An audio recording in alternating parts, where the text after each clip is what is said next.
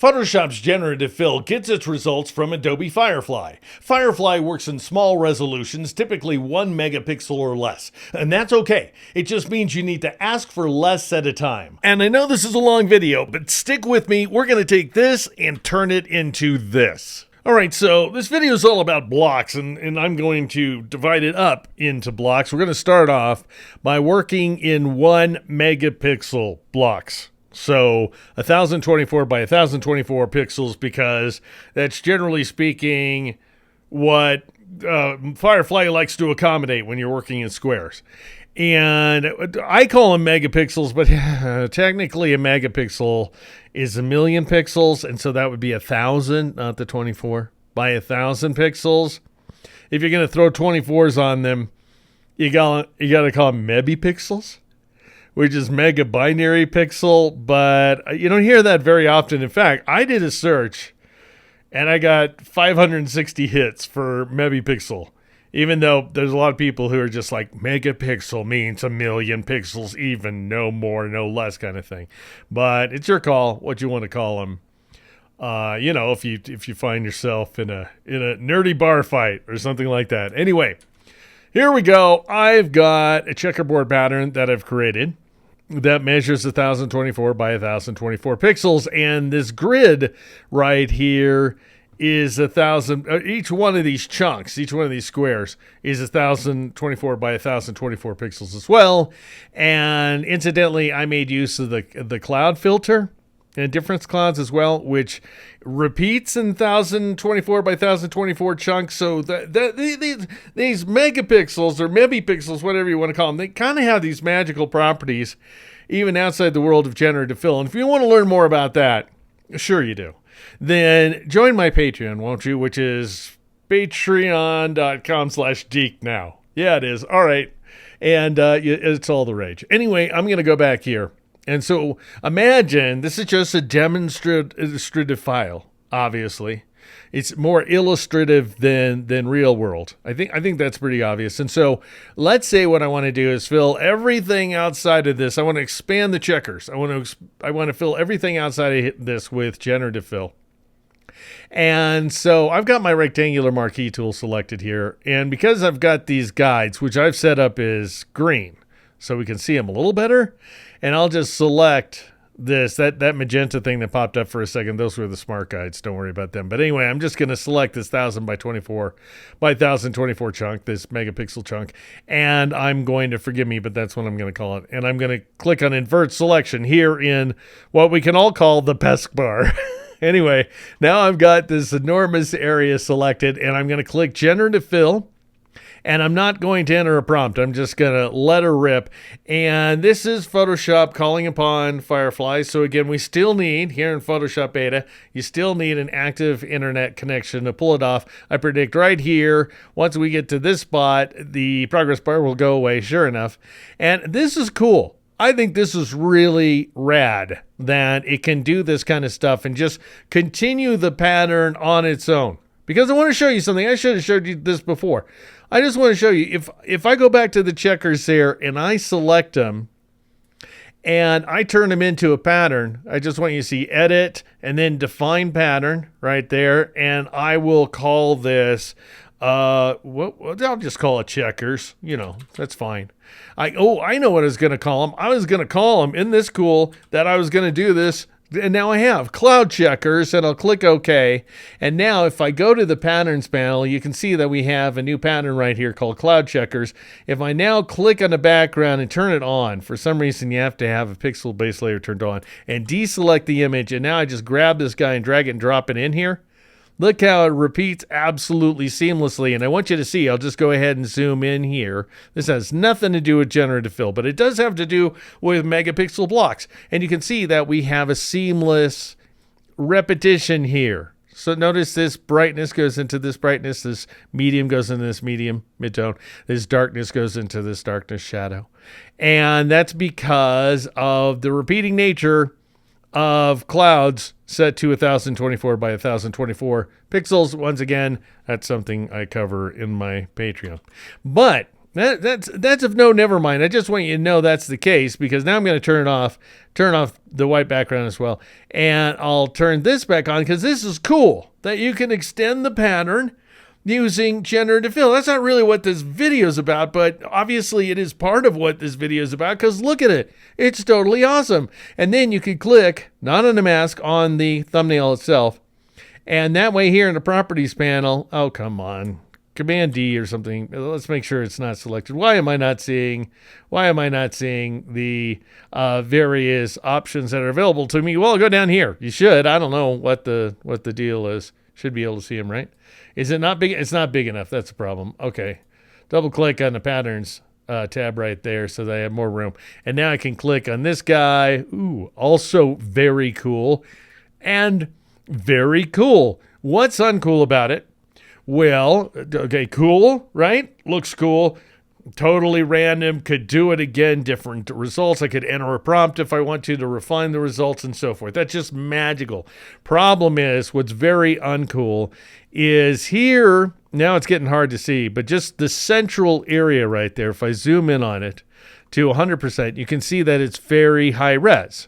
Well, it's as high res as it is. That is to say, we have these clearly delineated white lines and these square areas here with soft details, soft clouds inside of them. But as soon as we venture out, this is the new stuff right here. As soon as we venture out, it's extremely low resolution.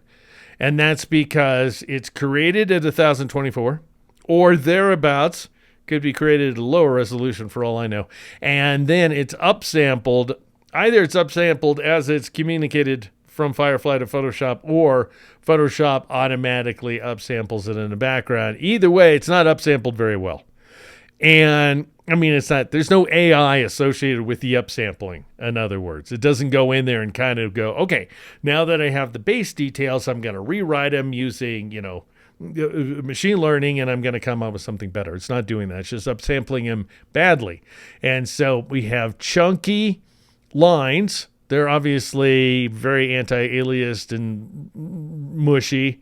And then we have even some low resolution detail going on inside of the squares. Now, real quick, remember that checkerboard at the center of the demo file? I show you how to make it complete with the clouds filter so that it repeats as a seamless pattern at my Patreon, which is patreon.com/geeknow. And now, back to the wild and wacky world of generative fill. Thing to bear in mind is that that's because if I shift click on a layer mask for a moment, notice, and I'll turn off the checkers group right there, so you can see that it went ahead, the generative fill went ahead and filled in the entire region, the entire image, all from top to bottom, to left to right, from sea to shining sea. And so I'll zoom in here a little bit, and so you can see even the stuff that it replaced. This is without the mask right there. I'll turn checkers back on. That's what the real details look like, and this is what the murkier details look like. And that's what happens. It doesn't sit there and say, well, the area you want to select, I'll go and shift click on that layer mask again. The area you want to select is only as big as the area outside of that central square. It just fills in the entire region. And that region is huge. I'll press Control C, Command Option C on the Mac. Doesn't matter. I'm just bringing up the canvas size command. And the width is 5120, and height is 3072. And that's like 15 megapixels or thereabout, or more. It's actually more than that. But it's basically, well, or is it exactly that? Or is it 15 megapixels? Anyway, I digress. The point is, it's that central square repeated a total of 15 times. So we have 5 rows and 5 columns, that is, and 3 rows that are going on here. So that's a big, huge chunk. Compare that to what happens if we just select a square at a time. So I'll just select this area, which is a megapixel, whatever, 1024 by 1024. It'd be so much better if we only had one name for it. Megapixel just can't possibly count. It can't, because it only 570 hits on Google. So apparently it has not caught on, but man, do people want to lecture you about megapixel only being a million pixels. That's it. Don't even use it for any other purpose, which is nuts. But anyway, notice now, I'll just go ahead and zoom in that it's kind of irregular. in terms of what it's coming up with here, but it is higher resolution. So I want to emphasize this is what it looked like when I tried to fill everything. So a murky mess once you get on top of it, once you zoom in. And this is what it looks like when you do it patiently, just 1 megapixel chunk at a time. So now I'm going to do this and select that area that is, and I'm going to click Generative Fill once again, and we will get another result. And the nice thing here is even though it's going to be pretty regular, because Generative Fill is capable of discerning real patterns, which is what this is a very real pattern, but it's also going to shake things up a little bit and give you different results as we're seeing here. If I go to that first one, notice that it quite refreshingly, in my opinion, just gives me a little chunk. Because if I wanted an absolute regular pattern, then I would make one, as I showed you just a minute or two ago, but I don't. I want some variation, which is why I'm going with Generative Fill. Anyway, I'm going to zoom out a little bit, Control-0, Command-0 on the Mac, and I am going to keep doing this. Not going to make you watch every single one of these. Instead, I'm going to be thoughtful, and I'm going to show you how things look, how things potentially look, after I get done filling in this 15 megapixel composition in 1 megapixel at a time chunks. And so you can see that we do have a much better resolution match. It's not perfect. I want to stress that. Notice that this is the central tile right here that we're seeing. So the left-hand edge of it, that is. And then it transitions into the first AI generative fill that is 1 megapixel block. And so the resolution does start declining, and it starts declining even more as things go outward. So right here would be the division between that one of the megapixel blocks that's toward the center. So there's the center original right there. Here, I know it's kind of hard to tell, but this is the first generative fill block over to the right, and this is the second one over here. Never mind the fact that the tiles aren't always square and all that jazz. I like that. That's good. But we do end up with these kind of sharpening artifacts that are a function of the upsampling, and things are going to grow lower resolution indeed toward the outer edge, and that's because the low res is getting compounded. So the resolution artifacting is compounding as we go outward, as we go further from the original. And yet still, if I turn on the one that I tried to do all at once, you can see that even though it's very cool in a lot of ways, it is very chunky and very low res. So if you can work patiently in 1 megapixel or smaller chunks, then you're going to get higher resolution, more consistent results, even though they are going to be, there's going to be more conformity as well, as opposed to less regularity, which I kind of like. I like the less regular stuff.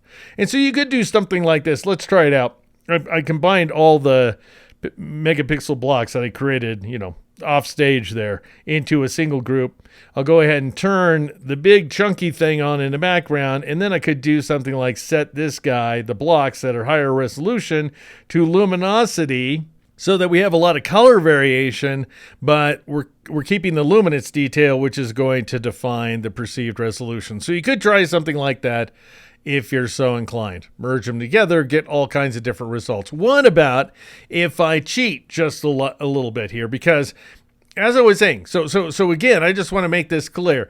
This central guy in the previous example, it's going to be high res because I made it from hand.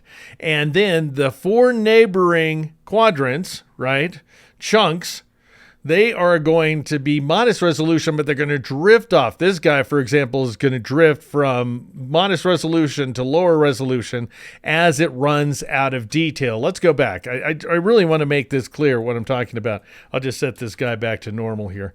And so the idea, I don't really have these divided into regions inside the group, but this guy is going to drift to the left from good resolution to less resolution because it doesn't have anything to work with over on this side when I first created it.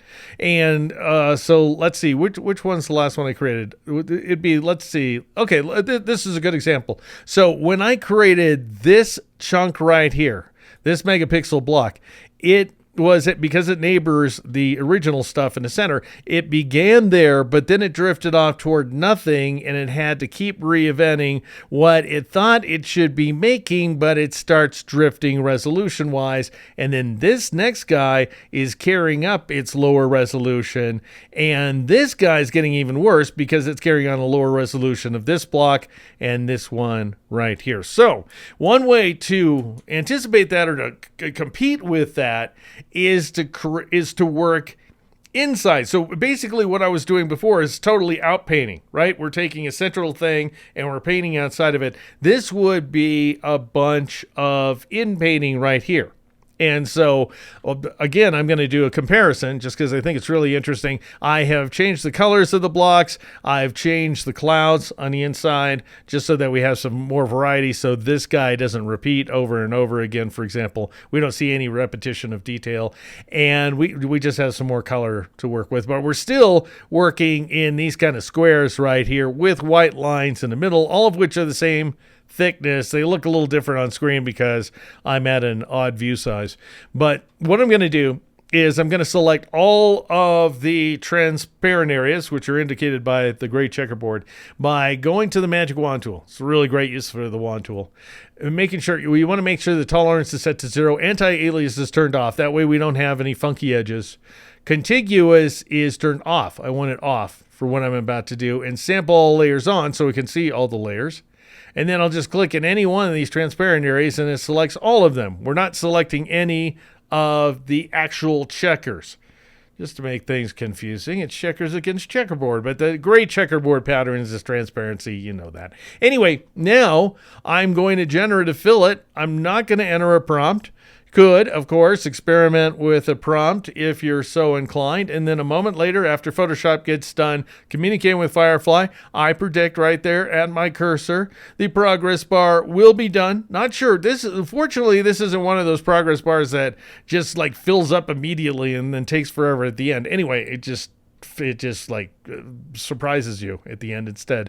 And notice we've got all these different variations to work with, which are very cool. But again, they are going to be chunky. They're going to be low res because Photoshop has to request from Firefly as much resolution as it can get. Let's say it gets 2 megapixels. It still has to upsample it like crazy in order to try to match the detail, but it's not going to be a very good match, and you are going to have low resolution data, and you are going to notice this in your standard, everyday, average, continuous tone photographs as well. Anyway, what I've done is I took this on in one block at a time, and I ended up getting this, which, you have 3 variations for every single one of the blocks, and we end up getting higher resolution details that don't get low resolution on the outside edge. You know what I mean? Because they have a supporting detail.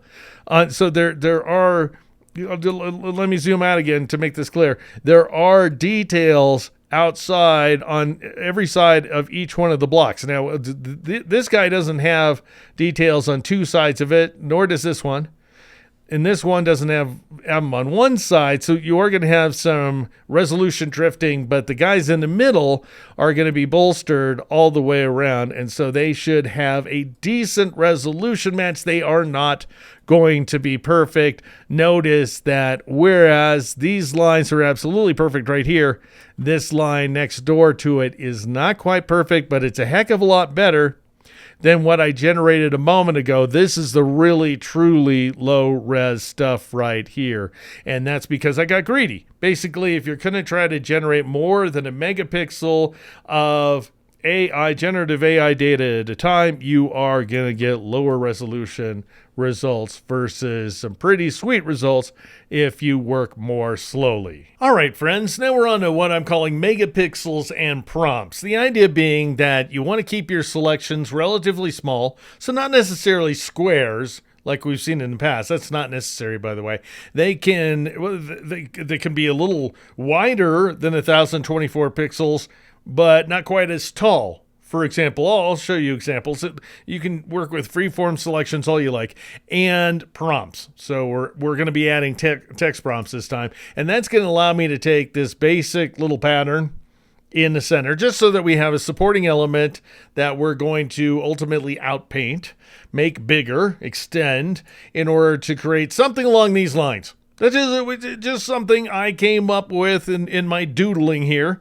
It's so flexible, as you're about to see, once you start adding prompts. All right, so I'll just go ahead and turn those two guys off for a second. Now, I do want to emphasize this, once again, is a repeating pattern. It's a little different than what we saw before. It's got more colors, and it's got a little texturizing, as you can see here. That's a function. I'll spin this guy open, colorful, and I'll expand clouds. Actually, not turn it off, expand it. And we've got not only a clouds layer, created using the clouds and different clouds filters, but we've got a find edges layer that's in there as well if you want to learn more about this, because after all, if I could turn this into a pattern by basically selecting it, just so I'm defining its boundaries, I could go up to the edit command, choose define pattern, call this colorful, yes, tiles. Sorry about that. I'm not a very good typer. And click OK. Typist, I guess. I don't know. Anyway, deselect that, turn on the background, click on the background to make it active, switch over to the patterns panel, drag this guy out, and you can see we have a seamlessly repeating pattern. And if you were to zoom in on it, you would see that all these neighboring tiles align with each other.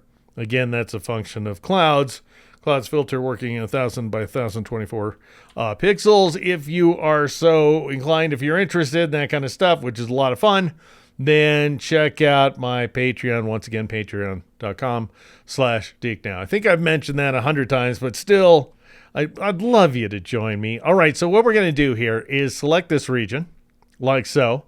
And I've got my grid set up, so I can select inside of it very easily. Generative fill, and this time I'm going to enter a prompt. Stained glass, Viking ships, and dragons. So I'm going to stick with that prompt, by the way. Notice that I messed up.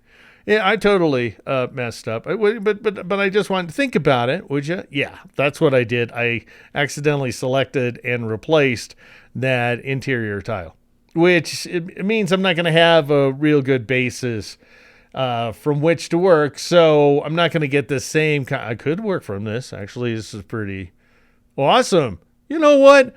What if I just work from this? I think I will, because you saw what I did before. You saw how I turned this and turned it into, not that, I turned it into this. So you already saw how you could do this. I said, well, let's just, as long as I'm messing up, let's make it a fortuitous mess up. Why don't we? So I'll start here. And then I would load that guy as a selection outline by Control or Command clicking on that little thumbnail there. But this time I'll invert it. That's what I meant to do.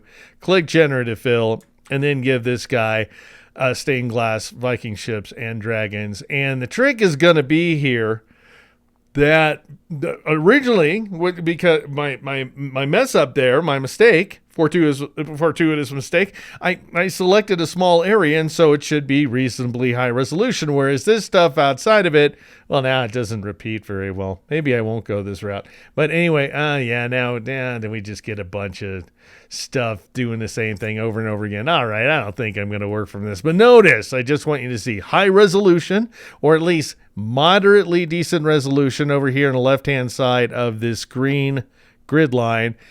Crappy resolution on the right-hand side, and that's because I'm trying to do too much at the same time. So Firefly is returning to Photoshop a 1 to 2 megapixel image, and then Photoshop is upsampling it. Again, I don't know if that's exactly the sequence of events, but you get the idea. All right, so that's why I did this. That's what I came up with. Isn't that cool? So in other words, we're not going to go with a mistake. I'm just free forming here. Don't you know? I love you to just free form with me, at least intellectually. And so I came up with this. No, that's the wrong one. This right here. Isn't that cool? And I have different variations to choose from. These are the guys I came up with right here without any prompts. So you can work that way too. You can get all kinds. That's just awesome, I think, that kind of stuff. But again, it's low res. If I was to zoom in, you'd see that. But you know what low res is. And this is with the prompt right here. Now, I love it, especially this one. I really like it. and because it's got kind of a implied border around it and all this other stuff. But again, it's going to be low resolution. And so if you want to get high res results, what you want to do is select a block at a time. In this case, just because I have it set up as a grid, I'll show you, you don't have to work all square all the time. And then, so I would start with something that's next to the checkerboard pattern so that I have some information from which Photoshop to draw, because it's going to see that these three edges right here have nothing next to them. And so the only edge that has anything next to it is the left-hand edge in this case. And it's going to draw from that. It's going to see that. And it's going to see the tiles actually to a certain extent. And then I'll click Generate. I should have done that a moment ago, so you didn't have to wait for this progress bar.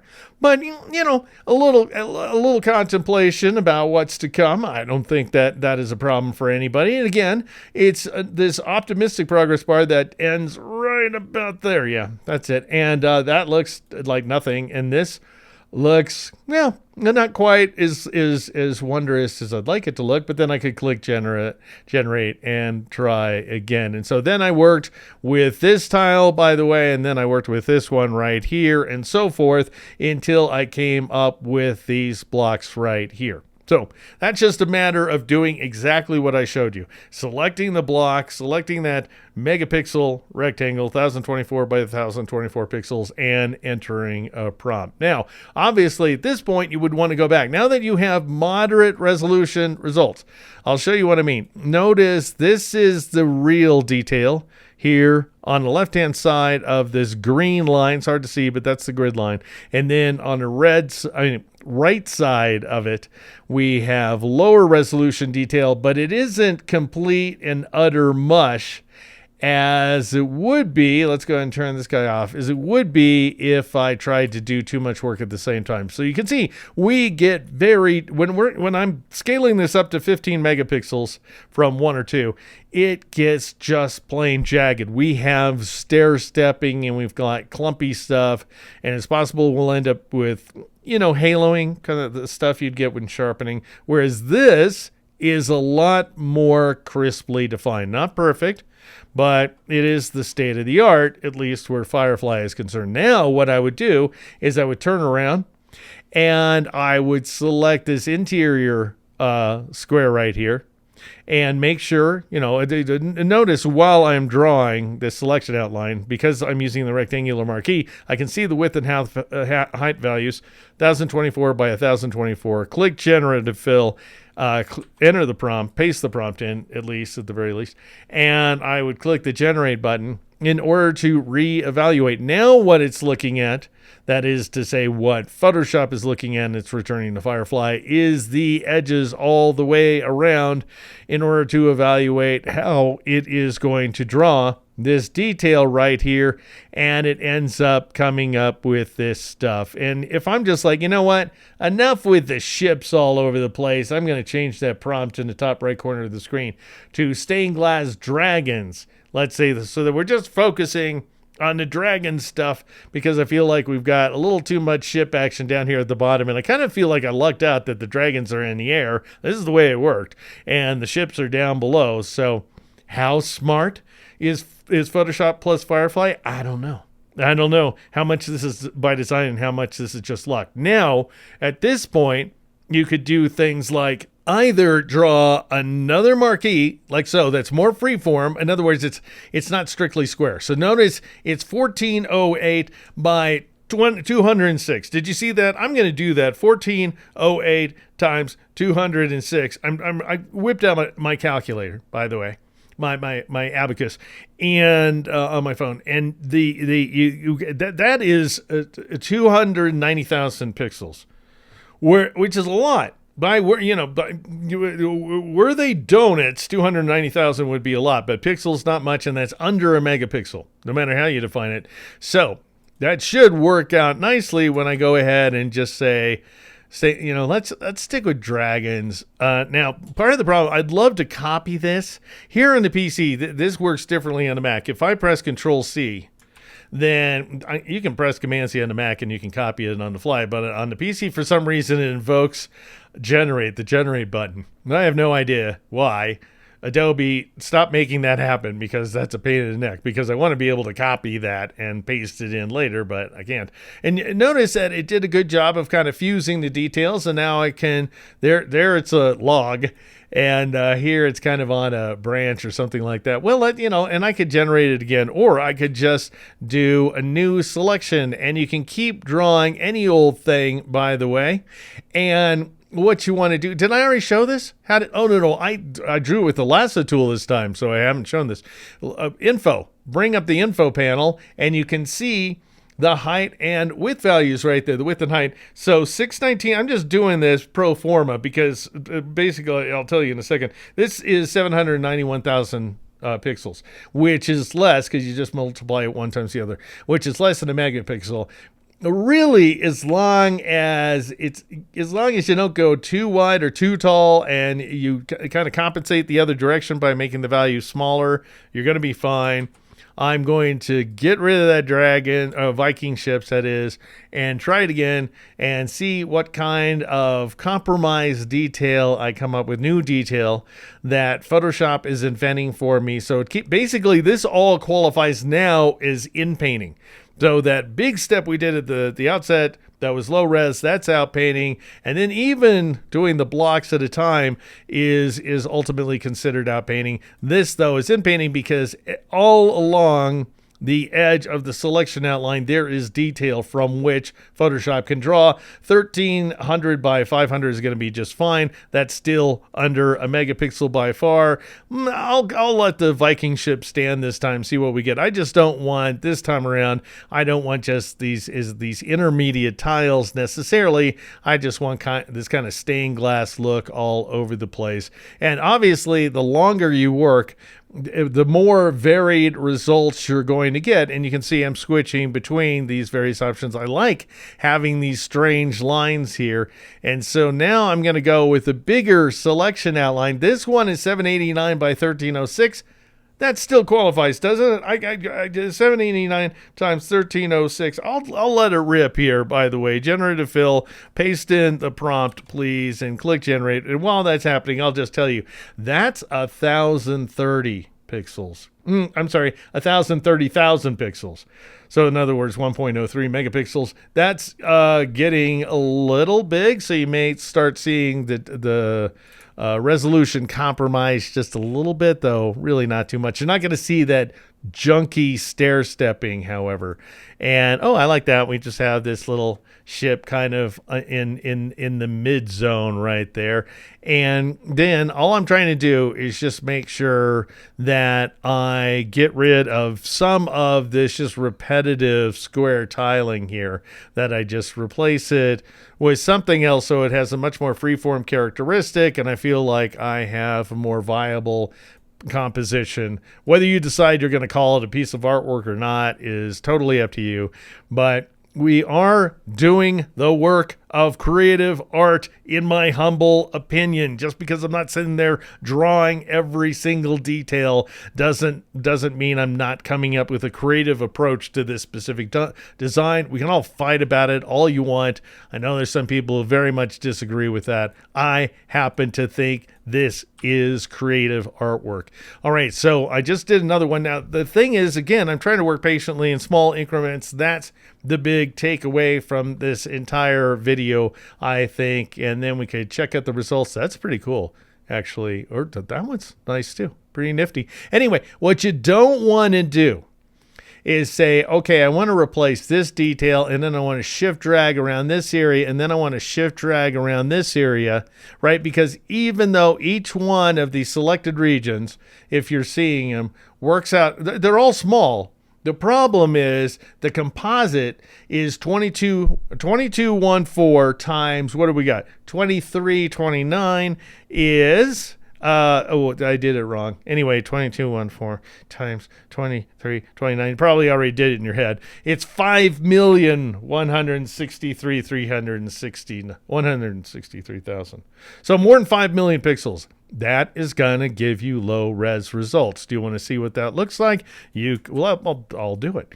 I'll make it happen because it is going to be on its own independent dynamic layer that you can switch out anytime you like. The thing is, this layer is always going to be low res, and that's because it's always working from these large dimensions. And so now notice if I zoom in, that is chunky. We have stair stepping. That is not the way you want to work. So you want to keep your selections small-ish. As long as you stay under a megapixel, you should be fine. I'm going to turn that off automatically.